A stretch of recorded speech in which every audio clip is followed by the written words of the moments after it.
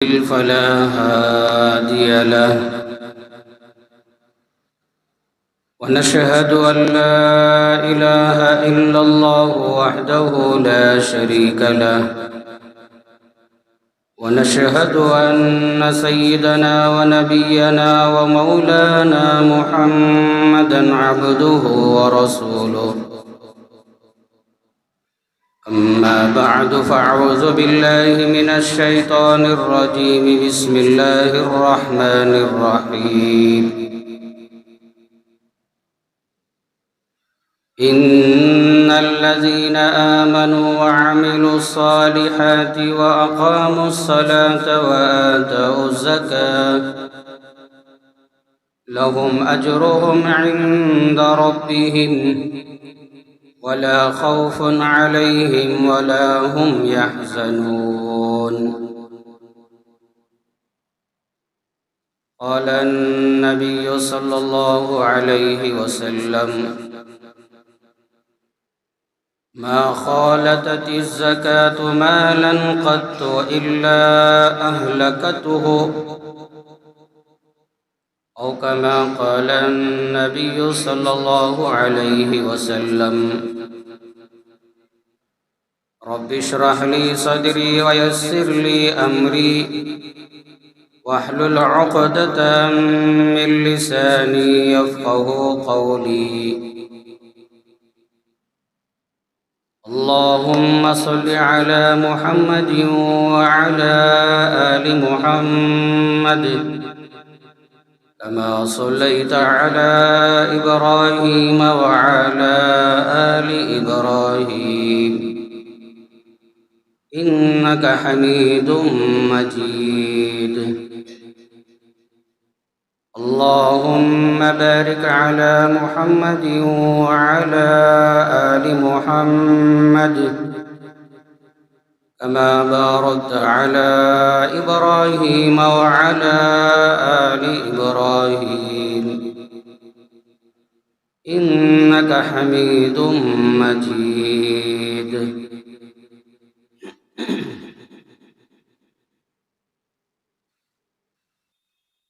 سامعین اکرام،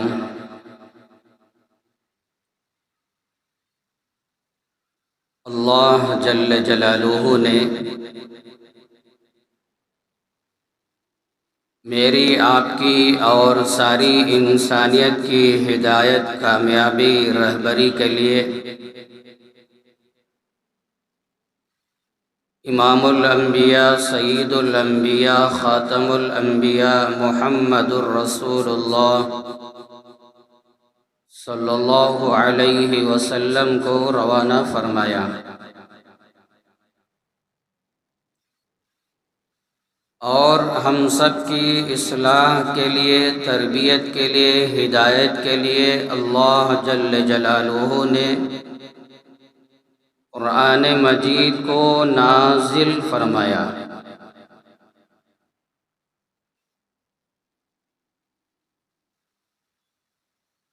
ہم سب جانتے ہیں ساری کائنات کا بنانے والا صرف اللہ ہے۔ اللہ خالق کل شیء، کائنات کا ذرہ ذرہ بنانے والا اللہ ہے۔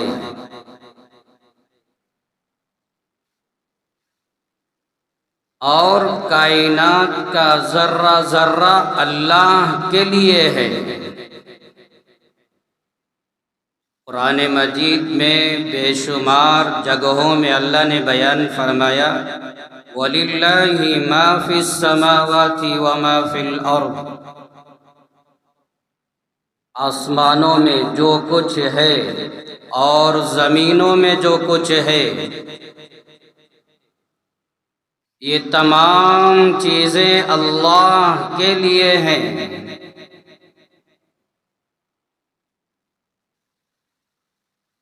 اللہ کا قرآن سمجھو، ساری کائنات کا بنانے والا اللہ، اور ساری کائنات اللہ کے لیے ہے۔ اور اللہ نے قرآن مجید میں کئی جگہ یہ بھی بیان فرمایا وَلِلَّهِ مُلْكُ السَّمَاوَاتِ وَالْأَرْضِ، آسمان و زمین اللہ کے قبضے میں ہے۔ آسمانوں کا مالک، زمینوں کا مالک، آسمانوں کا حاکم، زمینوں کا حاکم اللہ ہے۔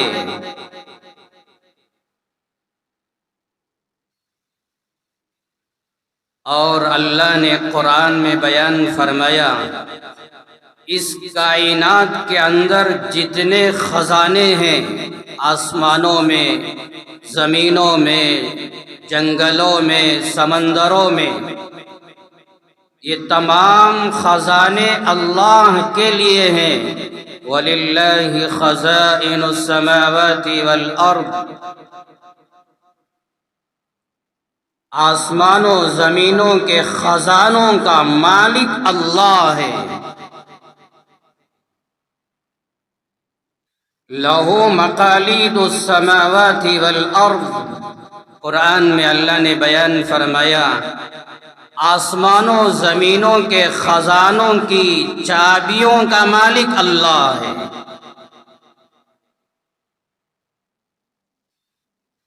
سونے چاندی کا مالک اللہ، مال دولت کا مالک اللہ، ذرے ذرے کا مالک اللہ۔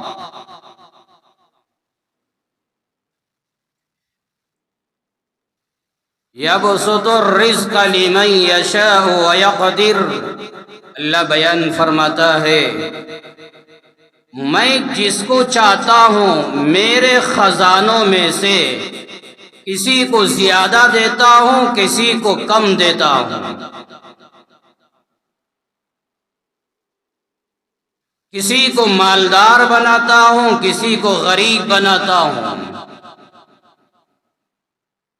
کسی کو بنگلوں کا، سواریوں کا، زمینوں کا، جائیداد کا مالک بناتا ہوں، اور کسی کو کرائے پر رہنے پر مجبور کر دیتا ہوں۔ یبسط الرزق لمن یشاء ویقدر، میں جسے چاہتا ہوں مال دولت روزی زیادہ دیتا ہوں، اور جس کو چاہتا ہوں کم کر دیتا ہوں، تنگ کر دیتا ہوں۔ انہ بکل شیء علیم، اللہ قرآن میں بیان فرماتا ہے کسی کو مالدار بنانے میں حکمت کیا ہے میں جانتا ہوں، کسی کو غریب بنانے میں کیا حکمت ہے میں جانتا ہوں۔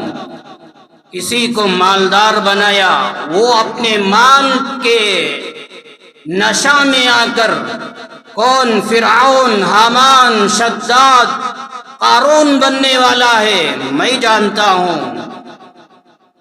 اور کون مال کی محبت میں آ کر سیدنا عثمان غنی رضی اللہ عنہ جیسا بنتا ہے کہ مال کی محبت ہے، مگر کروڑوں روپیہ، کھربوں روپیہ بیواؤں پر، یتیموں پر، ضرورت مندوں پر خرچ کرنے والے، یہ میں جانتا ہوں۔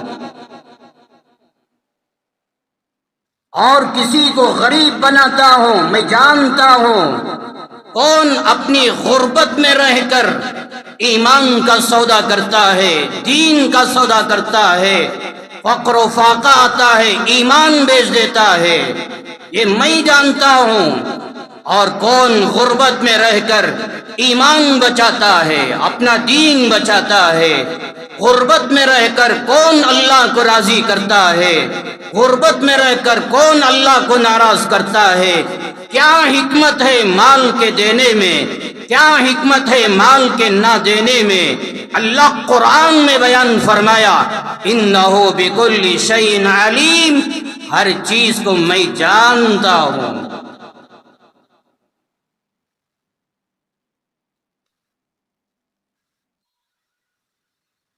اللہ نے مال دیا امانت کے طور پر، اصل مال کے مالک آپ نہیں، اصل مال کا مالک اللہ ہے۔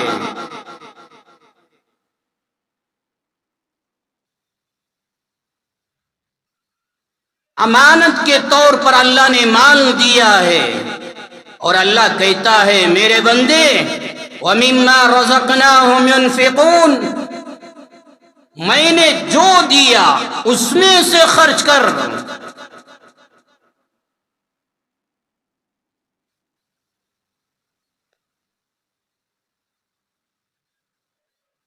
ایک دو جگہ نہیں، بے شمار جگہوں میں قرآن میں اللہ نے کہا میرے بندے میری بندیاں اپنا مال خرچ کرو، انفقو انفقو،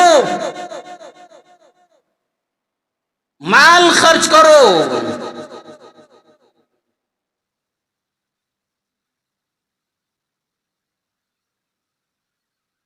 قرآن میں اللہ کہتا ہے ان تبدوا الصدقات فنعما ہی، اگر تم لوگوں کے سامنے اپنے مالوں کی زکوٰۃ ادا کر رہے ہیں، تمہارے گھروں کے پاس دکانوں کے پاس سینکڑوں غربا غریب مفلس ضرورت مند آتے ہیں، لوگوں کو دکھلا کر اپنا مال اپنی زکوٰۃ اپنی خیرات خرچ کرتے ہیں، شرط یہ ہے تمہارا مال دکھلا کر خرچ کرنے میں دوسروں کو ترغیب ہو، دوسروں کے اندر بھی خرچ کرنے کا جذبہ پیدا ہو۔ شرط یہ ہے لوگوں کو دکھلا کر خرچ کرنے میں تمہارے دل کے اندر تواضع عاجزی ہو، انکساری ہو، ریاکاری دکھلاوا نام و نمود شہرت نہ ہو۔ یہ طریقے سے اگر لوگوں کے سامنے علل اعلان لوگوں میں اعلان کر کے ہزاروں کا مجمع سب کے سامنے اپنی زکوٰۃ اپنی خیرات غریبوں میں تقسیم کر رہے ہیں، قرآن میں اللہ نے کہا ان تبدوا الصدقات فنعما ہی، یہ عمل بھی اچھا ہے۔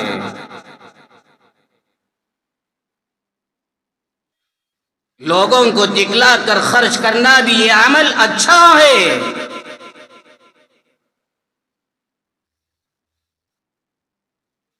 وَإِن تُخْفُوهَا وَتُؤْتُوهَا الْفُقَرَاءَ فَهُوَ خَيْرٌ لَكُمْ، آگے اللہ کہتا ہے میرے بندو اگر تم اپنی صدقات اپنی خیرات اپنی زکوٰۃ چھپ چھپا کر غریبوں میں مسکینوں میں خرچ کرنے لگو، لوگوں کو پتہ ہی نہ چلے، راز میں رکھ کر لوگوں پر اپنا مال قربان کر رہے ہیں، اللہ کہتا ہے یہ اور زیادہ اچھا ہے۔ وَهُوَ خَيْرٌ لَكُمْ، یہ تمہارے حق میں خیر کا ذریعہ بھلائی کا ذریعہ یہ اور زیادہ اچھا ہے۔ وَيُكَفِّرُ عَنْكُم مِّن سَيِّئَاتِكُمْ، تم دکھلا کر خرچ کرو یا چھپا کر خرچ کرو، تمہارے دونوں عمل کے بدلے میں اللہ تمہارے گناہ معاف فرماتے ہیں۔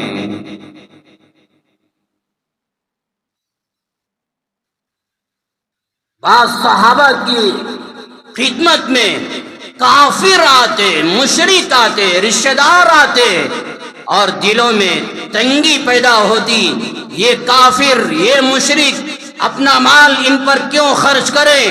اللہ نے فرمایا لیس علیک ھداہم ولکن اللہ یہدی من یشاء، ہدایت دینے والا اللہ ہے، اللہ جس کو چاہتے ہیں ہدایت دیتے ہیں، ہدایت دینے کا مالک اللہ ہے۔ خرچ کرنے والوں تم یہ نہ دیکھو یہ مسلمان ہے یہ کافر ہے یہ مشرک ہے یہ فلاں ہے، جو بھی ہے اپنا مال ان سب پر خرچ کرو۔ ہاں زکوٰۃ صرف مسلمانوں کو دینا جائز ہے، مسلمان کے علاوہ کسی اور کو زکوٰۃ دینا جائز نہیں ہے۔ زکوٰۃ کے علاوہ جو بقیہ مال ہے ہدیہ کی شکل میں تحفہ کی شکل میں جسے چاہے دو کوئی حرج نہیں ہے۔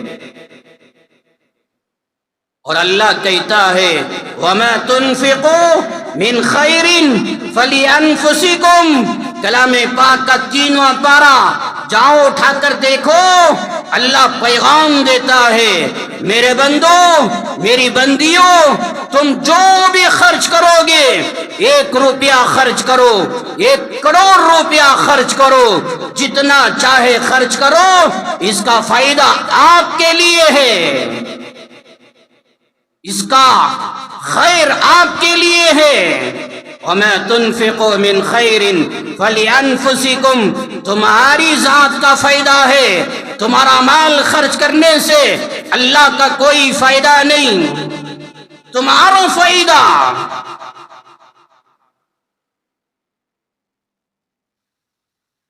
من عمل صالحا فلنفسه، اللہ قرآن میں کہتا ہے جو بھی نیک عمل کرو اپنی ذات کے لیے ہے، نماز پڑھو تمہارا فائدہ، روزہ رکھو تمہارا فائدہ، تراویح پڑھو تمہارا فائدہ، تمہاری نماز پڑھنے سے، تمہارے روزے رکھنے سے، تمہاری تراویح ادا کرنے سے، تمہارا حج عمرہ کرنے سے اللہ کی قسم اللہ کا کوئی فائدہ نہیں، سب تمہارا فائدہ ہے۔ وَمَا تُنْفِقُوا مِنْ خَيْرٍ فَلِأَنفُسِكُمْ، زکوٰۃ دو تمہارا فائدہ، فطرہ ادا کرو تمہارا فائدہ، ہدیہ دو تمہارا فائدہ، صدقہ خیرات کرو تمہارا فائدہ۔ اللہ کہتے ہیں یاد رکھنا وَمَا تُنْفِقُونَ إِلَّا ابْتِغَاءَ وَجْهِ اللَّهِ،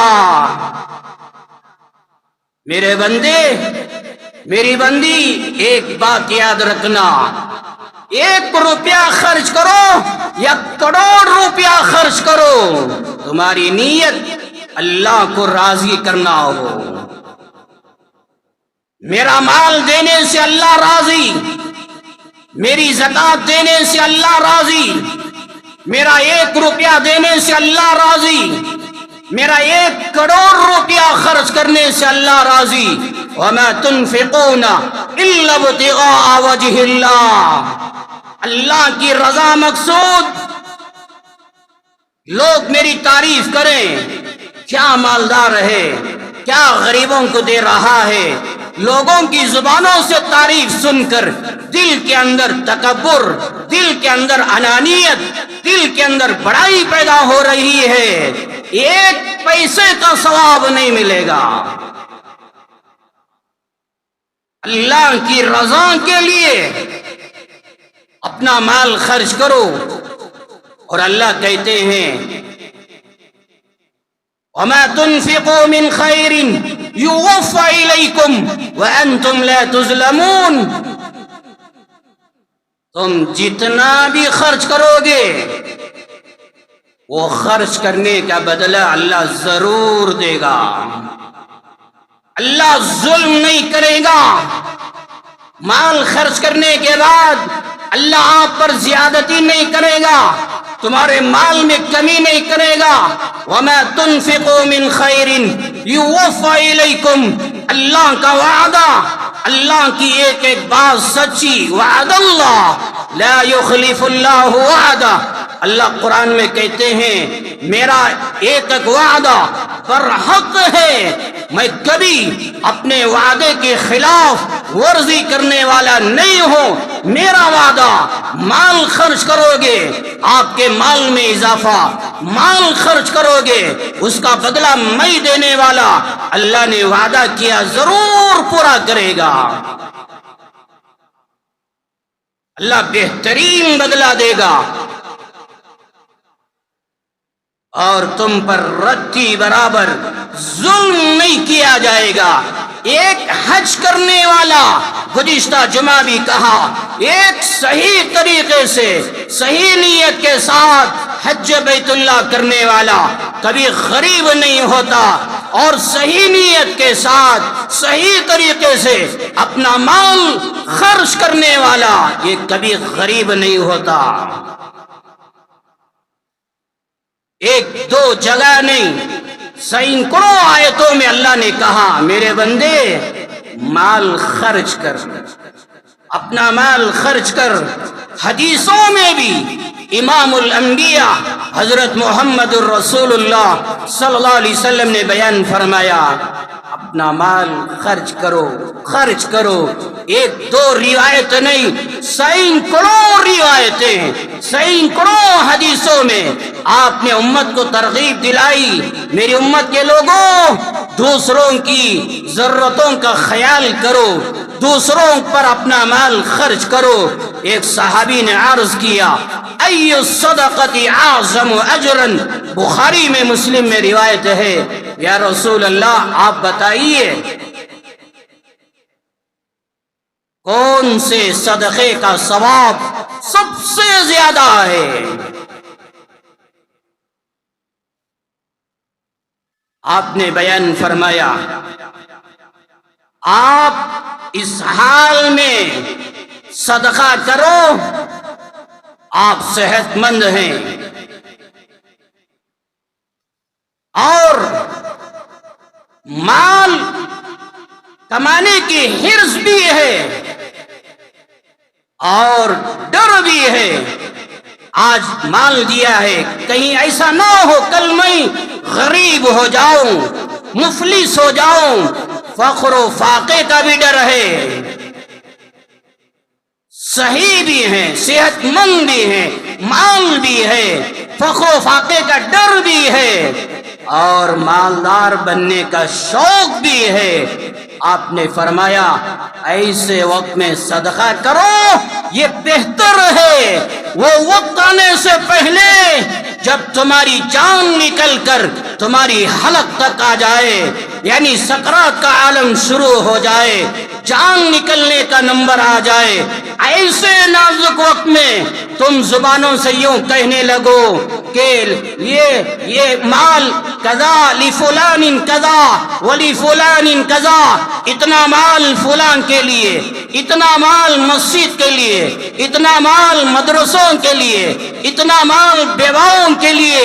جب تمہاری جان نکلنے کا نمبر آئے، سکرات کا عالم شروع ہونا شروع ہو جائے، یقین ہو جائے چند لمحوں کا میں مہمان ہوں، ایسے نازک وقت میں اپنا مال تقسیم کرنے کے لیے کہہ رہا ہے اتنا مال فلاں کا، اتنا مال فلاں کو ادا کیا جائے۔ اللہ کے نبی نے بیان فرمایا وہ ایسے وقت میں کیا خرچ کرو گے، وہ مال تیرا نہیں، وہ دولت تیری نہیں۔ اللہ وقد کان لفلان، وہ تیرا مال تو تیرا نہ رہا، وہ تیرے وارثوں کا ہو گیا۔ سکرات کا عالم شروع ہونے سے پہلے وہ مال تیرا نہیں، وہ دولت تیری نہیں، تیرے ہاتھ سے نکل گیا، اب وہ تیرے بچوں کا مال ہو گیا، اب ان کے مال میں سے تو کیا خرچ کرے گا؟ ابو داؤد نے ایک روایت میں فرمایا اللہ کے محبوب صلی اللہ علیہ وسلم نے میری امت کے لوگوں مرنے کے وقت 100 درہم خرچ کرنے سے بہتر یہ ہے اپنی زندگی میں 1 درہم خرچ کرو۔ زندگی میں 1 درہم، 1 روپیہ خرچ کرنے پر اللہ جو ثواب دینے والا ہے، موت کے وقت میں 100 درہم خرچ کرو گے اللہ اتنا ثواب نہیں دے گا۔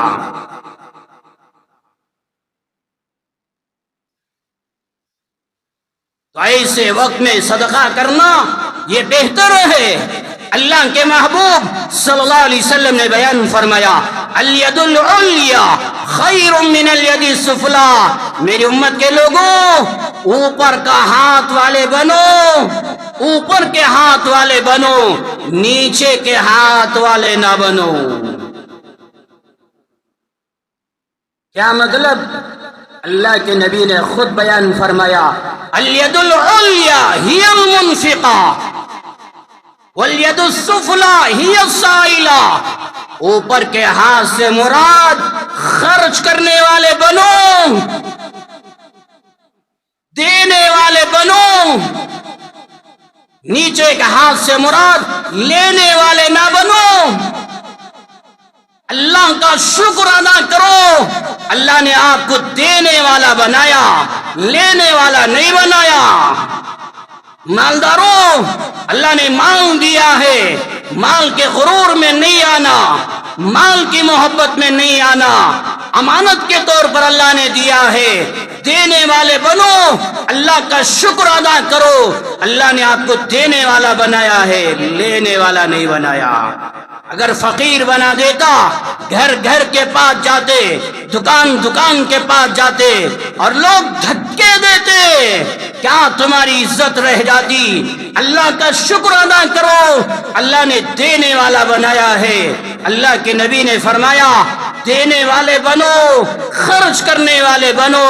میرا مال میری بہنوں کے لیے، میرا مال میرے بھائیوں کے لیے، میرا مال بیواؤں کے لیے، ضرورت مندوں کے لیے، لاچار غریبوں کے لیے، میرا مال مسجدوں کے لیے، مدرسوں کے لیے، خانقاہوں کے لیے۔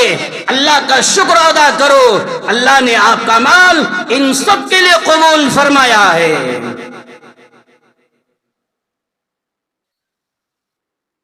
حلال مال، پاکیزہ مال خرچ کرو۔ ایک ایک بات یاد رکھنا، حلال مال، پاکیزہ مال خرچ کرو۔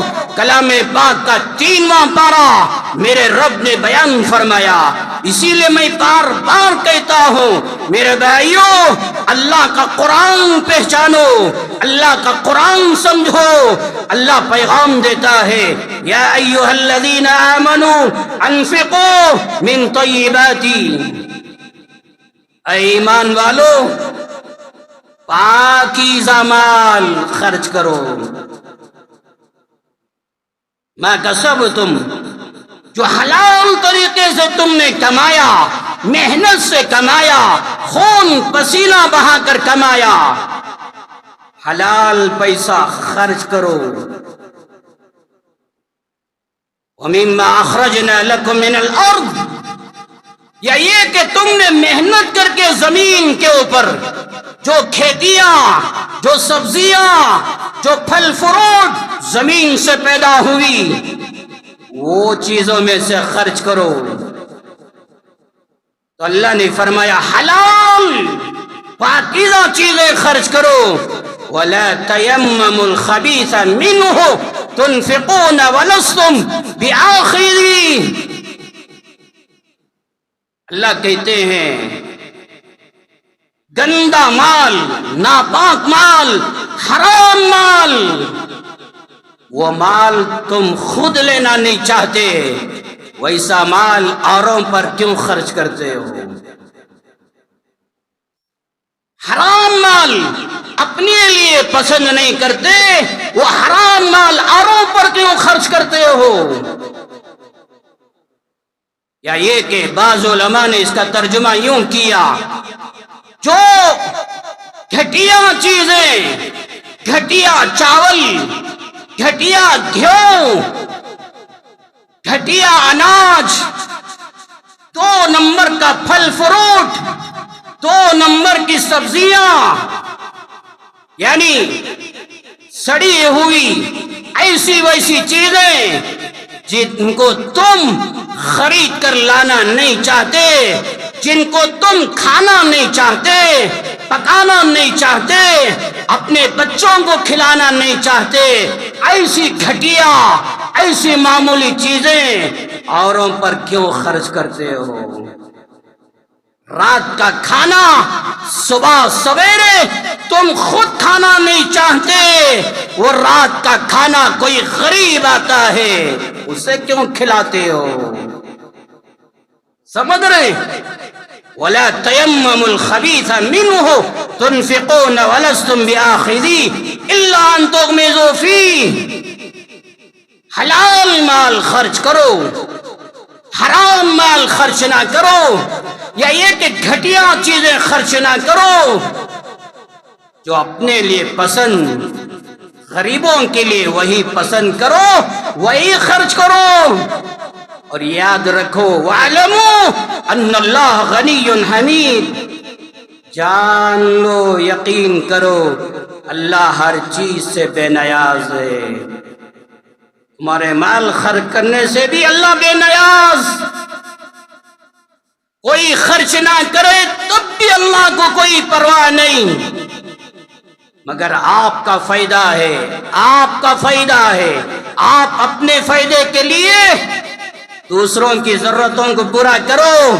اللہ کے پیغمبر علیہ السلام نے بیان فرمایا ایک کھجور حلال کا ہے، خرچ کرو۔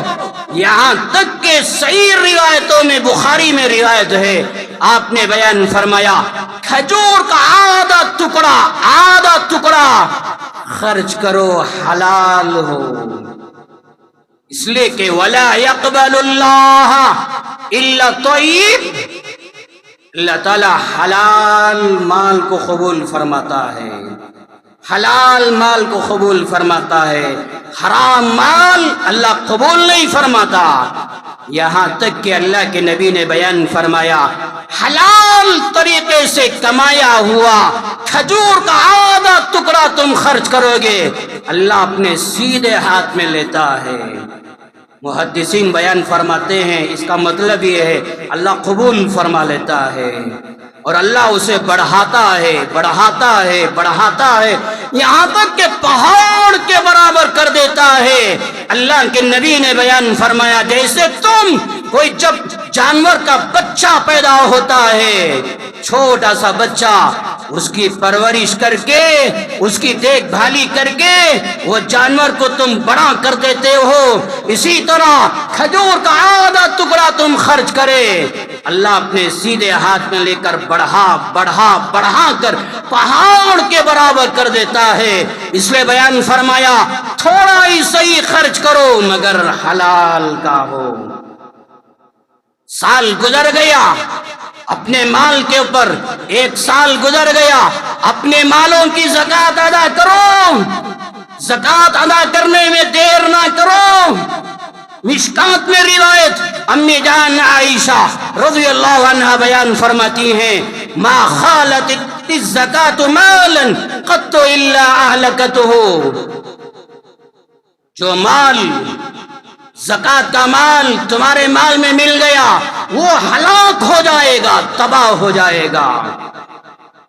امام بخاری رحمت اللہ علیہ نے غور سے سنو سمجھو، یہ روایت کو امام بخاری رحمت اللہ علیہ نے یوں سمجھایا، مثال دے کر سمجھاتا ہوں، امام بخاری کی بات مثال دے کر سمجھاتا ہوں۔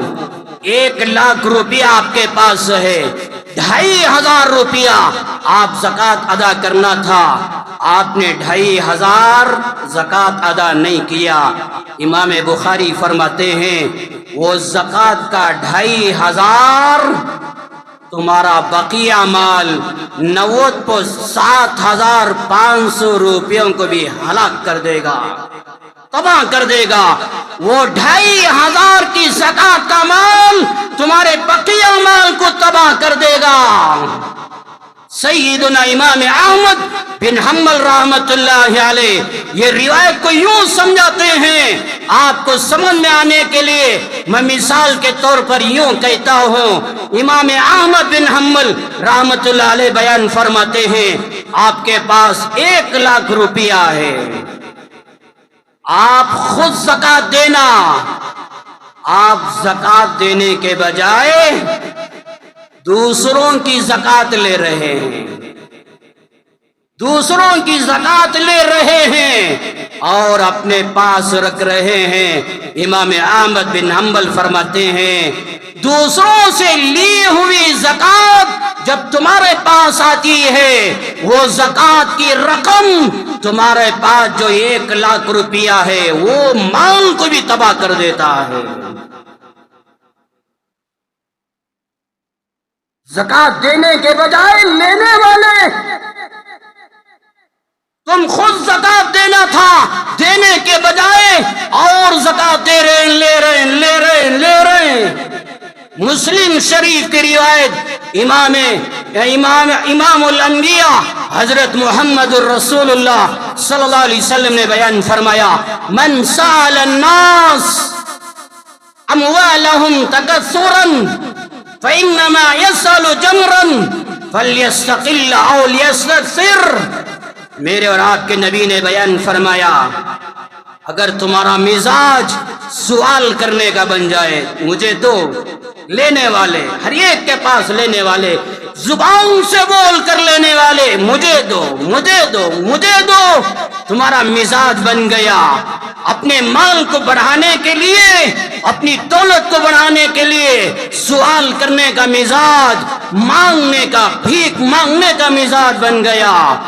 آپ نے فرمایا وہ مانگنے والا گویا آگ مانگ رہا ہے، تھوڑا مانگ لے یا زیادہ مانگ لے۔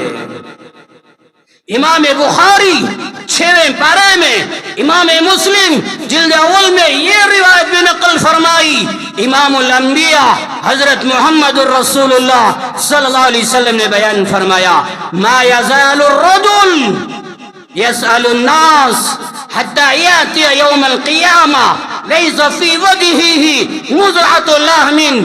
آپ نے بیان فرمایا بھیک مانگنے کا مزاج، سوال کرنے کی عادت پڑ گئی، لوگوں سے مانگ رہے ہیں، دو بھی اور دینے والے بنو، مجھے دو، لینے کا مزاج، بھیک مانگنے کا مزاج بن گیا۔ آپ نے بیان فرمایا تمہارا انجام قیامت کے دن اس حال میں ہوگا، تم اللہ کے دربار میں آؤ گے، تمہارے چہرے پر رتی برابر گوشت نہیں ہوگا۔ اتنا بھیاناک چہرہ لے کر اللہ کے دربار میں جائیں گے، بھیک مانگنے کے بجائے، لینے کے بجائے دینے والے بنو، خرچ کرنے والے بنو۔ یہ خرچ کرنے والے اللہ کو بہت پسند ہیں، اس لیے فرمایا اپنے مالوں کی زکوٰۃ ادا کرو۔ سال گزر گیا، فوراً اپنے مال کی زکوٰۃ ادا کرو۔ جن کے پاس 80.7 گرام سونا یا 612 گرام چاندی یا اتنا پیسہ، جن پیسوں کے ذریعے سے چاندی کو خریدا جا سکتا ہے، یا یہ کہ مال تجارت، وہ سامان، وہ چیزیں جو بیچنے کے لیے، بزنس کے لیے رکھی گئی ہیں، حساب ڈالو۔ یا کیش پیسہ، اتنا پیسہ تمہارے پاس ہے، زکوٰۃ دینا فرض ہو گئی، ایک پیسے کا حساب ڈال کر فوراً اپنے مالوں کی زکوٰۃ ادا کرو۔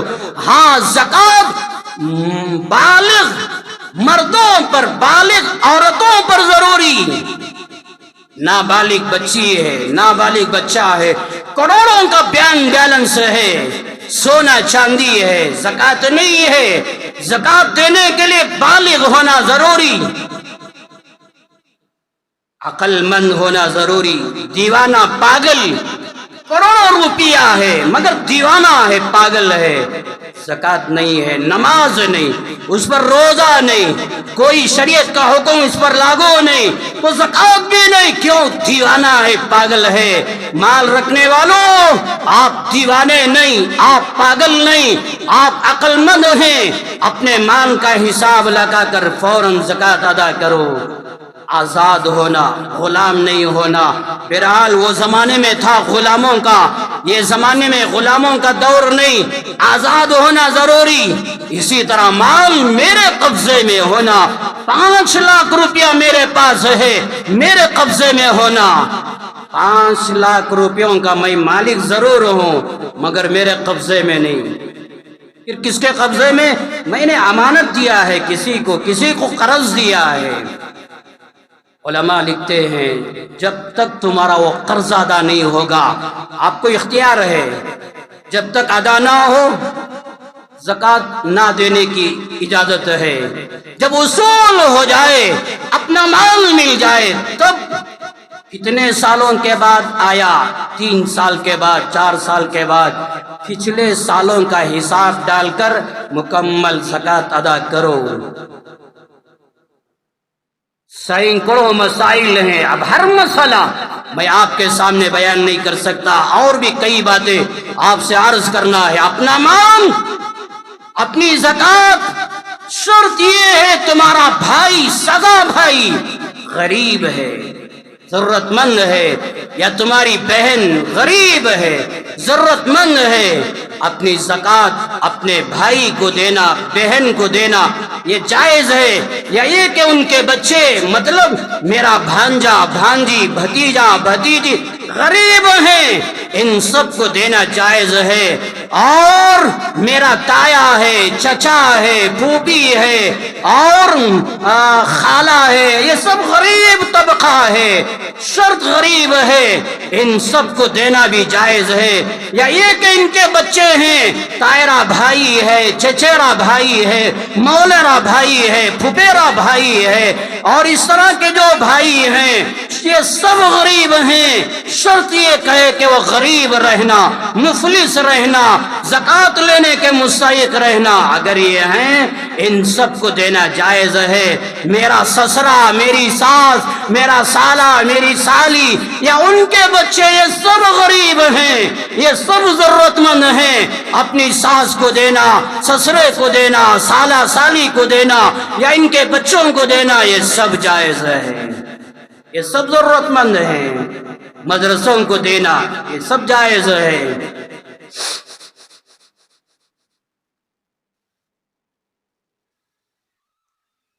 اپنی زکوٰۃ اپنی ماں کو، اپنے باپ کو، اپنے دادا دادی کو، یا یہ کہ میں اپنے بچے کو، میری بیٹی کو، میرے نواسے کو، میری نواسی، میرا پوتا، میری پوتی، چلو میری زکوٰۃ ان کو دے رہا ہوں، یہ جائز نہیں.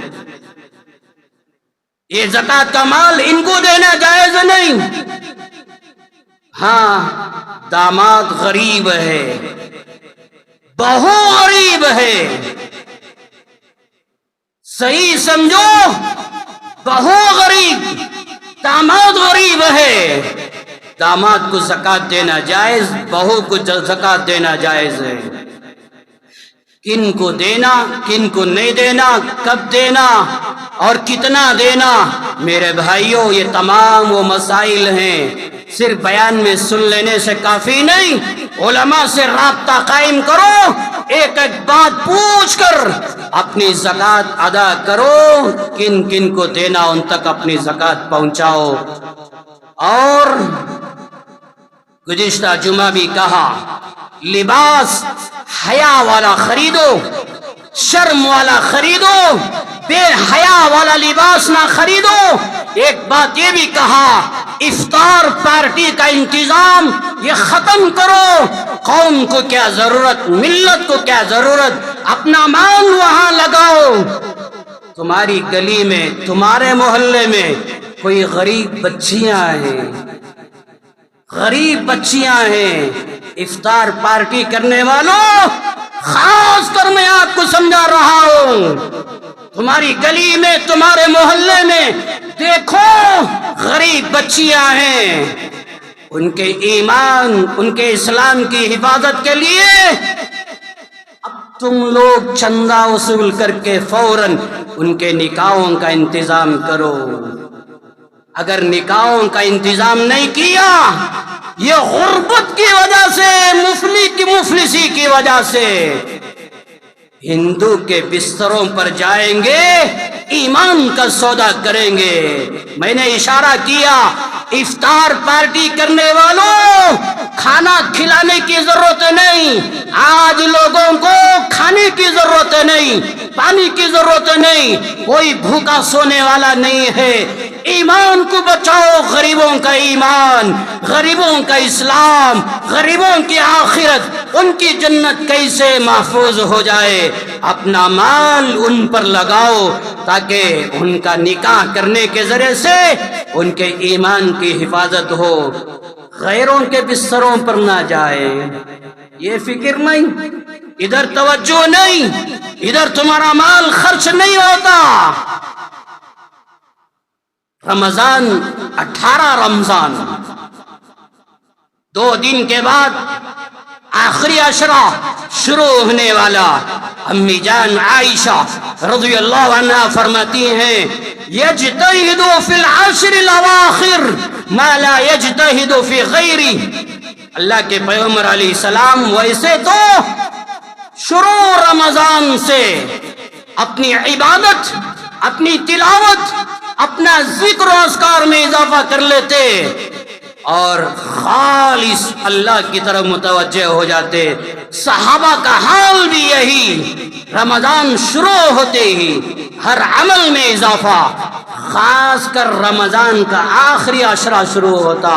امی جان عائشہ فرماتی ہیں اپنی عبادت میں، اپنی تلاوت میں اور دیگر اعمال میں اللہ کے پیغمبر اضافہ کر دیتے، اتنا اضافہ کرتے، اتنا اضافہ کرتے، بقیہ رمضان میں اتنا نہیں کرتے تھے۔ یجتہد فی العشر الاواخر ما لا یجتہد فی غیری، کتنی عبادت میں وقت گزارتے تھے، آپ خود سمجھ جائیے۔ امی جان عائشہ رضی اللہ عنہا، امام بخاری، امام مسلم نے یہ روایت نقل فرمائی، فرماتی ہیں اذا دخل العشر شد میزرہ، جب رمضان کا آخری عشرہ آ جاتا اپنا تہ بند مضبوط باندھ دیتے۔ بعض علماء یوں فرماتے ہیں خاص کر رمضان کے آخری عشرے میں اپنی بیویوں کے قریب نہیں جاتے تھے، صرف عبادت، صرف عبادت، اللہ کی طرف متوجہ۔ وَأَحْيَا لَيْلَهُ، اور پوری رات جاگا کرتے اللہ کو منانے میں، اللہ کو راضی کرنے میں، جبکہ اللہ میرے اور آپ کے نبی سے راضی، اس کے باوجود وَأَحْيَا لَيْلَهُ، پوری رات گزارتے تھے عبادت میں، تلاوت میں، نمازوں میں۔ وَأَيْقَظَ أَهْلَهُ، یہاں تک کہ رمضان کا آخری عشرہ آتا اپنے گھر والوں کو، بیویوں کو، بچوں کو بیدار کر دیتے، احساس دلاتے، ارے عبادت کرو، تلاوت کرو۔ رمضان کا آخری عشرہ، عبادت میں اضافہ، نفل نمازوں میں اضافہ، تلاوت میں اضافہ، درود استغفار توبہ میں اضافہ اور دیگر اعمال میں اضافہ، صدقہ خیرات کرنے میں اضافہ۔ اللہ کے پیغمبر کا یہ معمول آج کیا ہو رہا ہے؟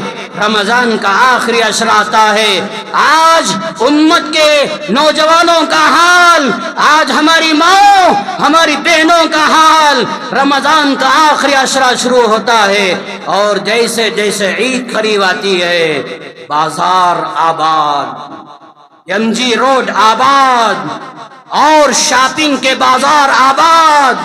کیوں؟ عید آ رہی ہے، بے حیائی عام، بے پردگی عام، نماز نہیں، روزے نہیں، تراویح نہیں، یہ بزنس کرنے والوں کا حال دیکھو۔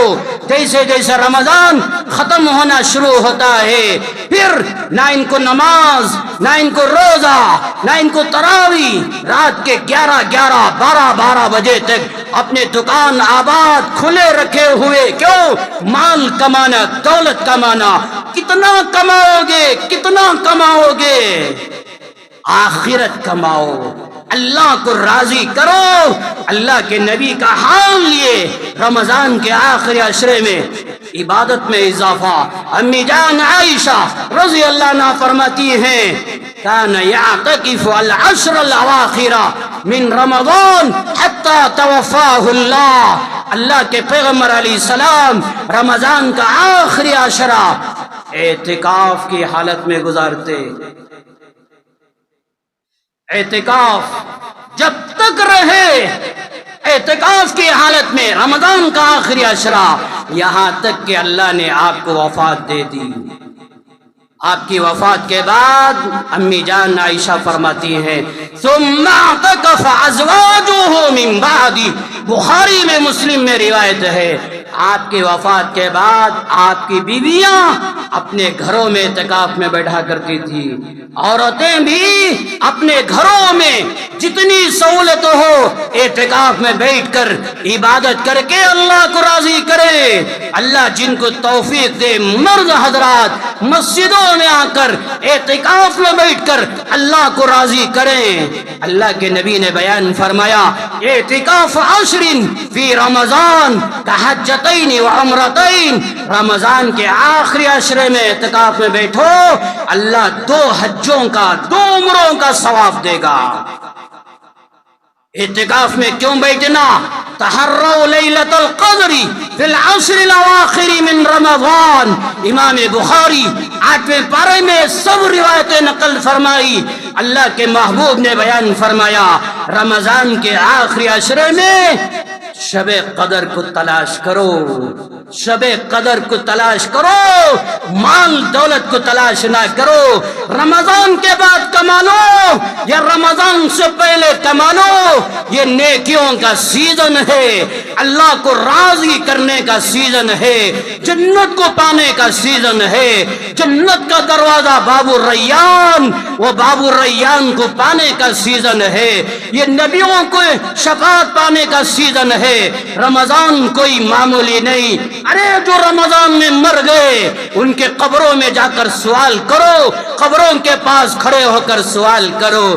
اگر وہ بولنے کی طاقت رکھیں، تمہارے اندر سنائی دینے کی طاقت ہو، وہ مردے آپ کو جواب دیں گے ہم نے غفلت میں رمضان گزارا، ہمارا انجام کیا ہو رہا ہے. وہ بولتے ہیں ہم سنتے نہیں. زندگی کا کیا بھروسہ، مال مال دولت دولت، کتنا کما کے لے کر جاؤ گے کفن میں، کوئی مال کام آنے والا نہیں. تمہارا روزہ، تمہاری نماز، تمہاری تراویح، تمہاری زکوٰۃ، تمہارا فطرہ، تمہارا اعتکاف تمہارے کفن میں، تمہاری قبر میں، تمہاری آخرت میں کام آئے گا. اس کی تیاری کرو. رمضان کا آخری عشرہ غفلت میں، بازاروں میں ادھر ادھر نہ گزارو، صحیح گزارو. بازاروں کی زینت نہ بنو، دکانوں کی زینت نہ بنو. اپنی زندگیوں کو سنوارو اعمال کے ذریعے سے. اسی طرح میرے بھائیوں، ایک بات بول کر اپنی بات ختم کر دیتا ہوں. جیسے میں نے کہا اپنی ماں کو زکوٰۃ دینا جائز نہیں، اپنے باپ کو زکوٰۃ دینا جائز نہیں، اپنی بیٹی وغیرہ کو زکوٰۃ دینا جائز نہیں، مگر کم سے کم سال میں ایک مرتبہ رمضان میں اپنی ماں کو، اپنے باپ کو، اپنے بیٹے، اپنی بیوی کو ہدیہ تو دے سکتے، تحفہ، گفٹ تو دے سکتے.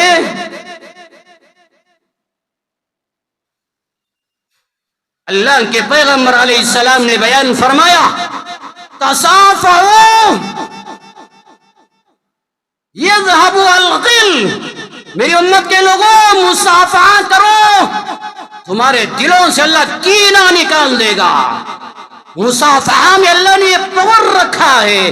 مصافحہ کرو، کینہ نکل جائے گا. تہادو تحابو وتذهب الشحناء.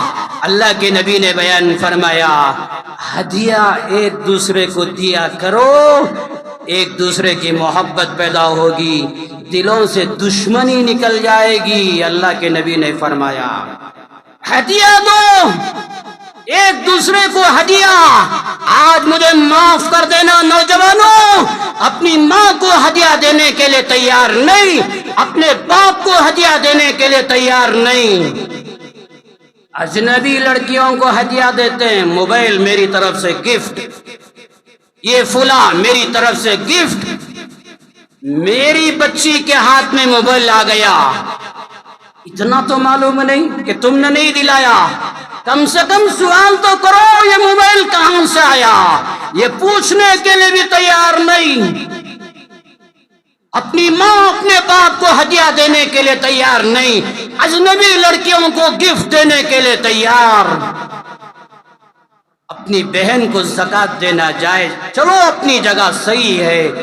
کب تک زکوٰۃ کا مال بہن بھائی کو کھلاؤ گے؟ اسلام میں اجازت، شریعت میں اجازت، یہ اپنی جگہ. دل پہ ہاتھ رکھ کے بتاؤ کب تک ان کو زکوٰۃ کھلاؤ گے؟ ارے ہدیہ بھی دیا کرو. اپنی بہن، تمہارے بچپنے میں تمہاری بہن نے تمہارا پاخانہ صاف کیا، تمہارا پیشاب صاف کیا، اپنے ہاتھ سے تم کو دھلایا. اگر تم 1,00,000 روپیہ بھی اپنے بہن کو ہدیہ دو گے، ایک مرتبہ اس نے جو دھلایا ہے نا محبت سے، اس کا حق بھی تم ادا نہیں کر سکتے۔ بہنوں کو پوچھنے کے لیے تیار نہیں، بہنوں کو ہدیہ دینے کے لیے تیار نہیں۔ امی جان عائشہ رضی اللہ عنہا فرماتی ہے، بخاری 10ویں پارے میں امام بخاری نے مستقل عنوان باندھا، کتاب الہبہ، سینکڑوں روایتیں الگ الگ عنوان باندھ کر امام بخاری نے نقل فرمائی۔ امی جان عائشہ فرماتی ہیں، اللہ کے پیغمبر علیہ السلام کان یقبل الہدیہ ویثیب علیہا، جب کوئی آ کر ہمارے نبی کو ہدیہ دیتا، یا رسول اللہ یہ ہدیہ، اللہ کے پیغمبر قبول فرما لیتے۔ اس وقت اگر اپنے پاس ہوتا آپ ہی دیتے، اگر اس وقت نہ ہوتا تو بعد میں دیتے، بہرحال ہدیہ قبول فرماتے۔ امام بخاری یہاں تک روایت نقل فرمائی، امام الانبیاء حضرت محمد الرسول اللہ صلی اللہ علیہ وسلم نے بیان فرمایا، وَلَوْ أُهْدِيَ إِلَيَّ زِرَاعٌ أَوْ قُرَاعٌ لَقَبِلْتُ، یہاں تک کہ بکری کے سامنے کا پیر، اسے ہمیں ہاتھاں بولتی، پیچھے کے پیراں کو پیراں بولتی، سامنے کے پیراں کو ہاتھاں بولتی، تو اللہ کے نبی نے فرمایا اگر کوئی اللہ کا بندہ بکری کے سامنے کا ہاتھ یعنی پیر، ایک پیر مجھے لا کر ہدیہ دے، یا ایک کے پیچھے کے پیروں میں سے ایک پیر مجھے لا کر ہدیہ دے، لقبلت، میں قبول کر لیتا ہوں، کیوں یہ ہدیہ ہے، لقبلت، میں ضرور قبول کر لیتا ہوں۔ ہدیہ دینا سنت، ہدیہ لینا سنت، یہاں تک کہ اگر کوئی کافر مرد یا کافر عورت، مشرک عورت اللہ کے پیغمبر علیہ السلام کی خدمت میں آ کر کوئی ہدیہ دیتے، آپ قبول فرما لیتے۔ ہدیہ الگ چیز ہے، غیر بھی آ کر دیتے آپ قبول فرما لیتے۔ بخاری میں، مسلم میں روایتیں ہیں،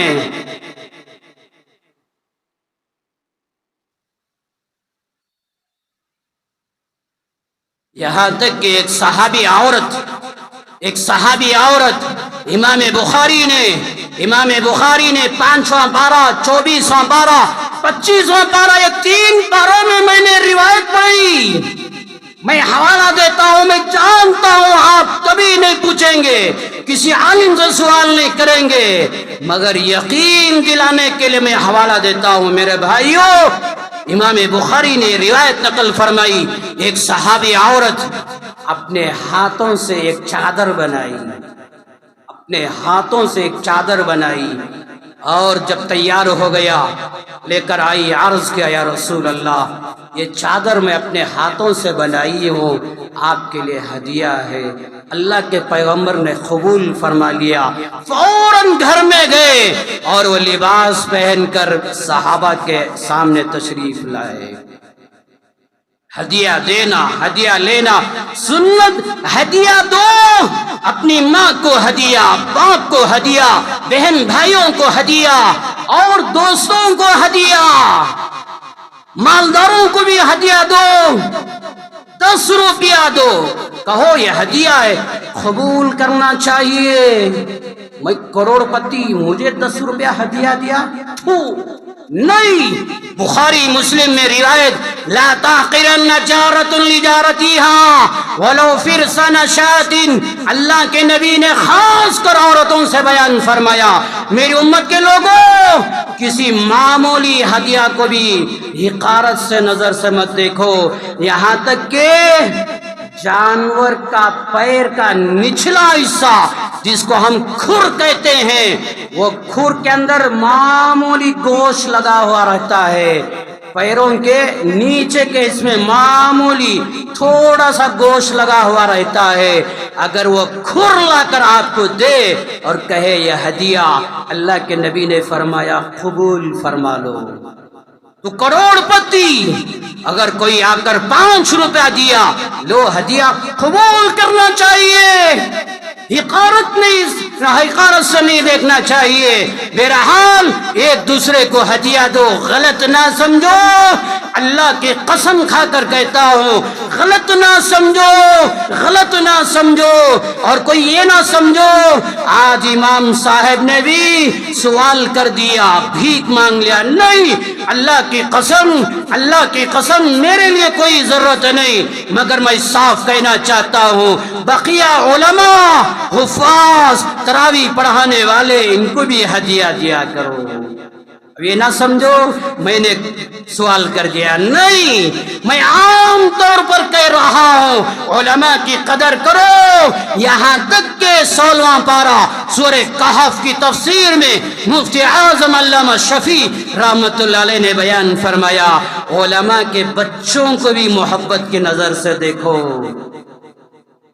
اشرف علی تھانوی رحمت اللہ علیہ فرماتے ہیں، جس محلے میں دو پریشان حال ہیں، دو پریشان، ایک عالم ایک سید، ایک عالم ایک سید، اگر یہ دو محلے میں پریشان ہیں، وہ دو کی پریشانی کی وجہ سے پورا محلہ اللہ پریشان کر کے رکھ دیتا ہے۔ علماء کو خوش کرو، سید لوگوں کو بھی خوش کرو۔ زکوٰۃ سید کو دینا جائز نہیں، مگر ہدیہ دو، یہ ہمارے نبی کی اولاد ہے، شرط ان کا خاندان صحیح رہنا، صحیح نسب رہنا، ورنہ آج سب بولتے ہیں میں سید، بہرحال جو ورجنل سید ہے ان کو زکوٰۃ دینا تو جائز نہیں، مگر ہدیہ دل کھول کر دو، یہ میرے نبی کی اولاد ہے، یہ حضرت فاطمہ کی اولاد ہے، یہ سیدنا حسین کی اولاد ہے، یہ سیدنا علی رضی اللہ عنہم کی اولاد ہے۔ دل کھول کر ہدیوں کے ذریعے سے سید لوگوں کا تعاون کرو، اپنا مال اللہ کے گھر کو دینے والے بنو۔ میرے بھائیوں، فلسطین کو نہ بھولو، وہاں کی ماں، وہاں کی بہنوں، وہاں کے بچوں کو نہ بھولو۔ رمضان میں روزوں کی پابندی، تراویح کا اہتمام، نمازوں کا اہتمام، کھانے کے لیے دانا نہیں، پانی کے لیے دانا نہیں، گھاس کا سالن بنا کر سحری اور افطاری کر رہے ہیں، نمازوں کا اہتمام کر رہے ہیں، دشمنوں سے مقابلہ کر رہے ہیں، دعاؤں کا اہتمام، ان کے لیے دعاؤں کا اہتمام۔ اللہ فلسطین کو آزاد فرمائے، مسجد اقصیٰ کو آزاد فرمائے، کم سے کم دعا تو کرو اور اپنا مال اللہ کے گھر کو دینے والے بنو۔ زکوٰۃ مسجدوں کو دینا جائز نہیں، مگر بقیہ مال اللہ نے دیا ہے، دل کھول کر ہماری مسجد کا تعاون فرمائے، اور یہ مال کے دینے کے ذریعے سے اللہ فلسطین کے حالات درست فرمائے، اللہ ان کی مدد فرمائے۔ آمین وآخر دعوانا ان الحمدللہ رب العالمین۔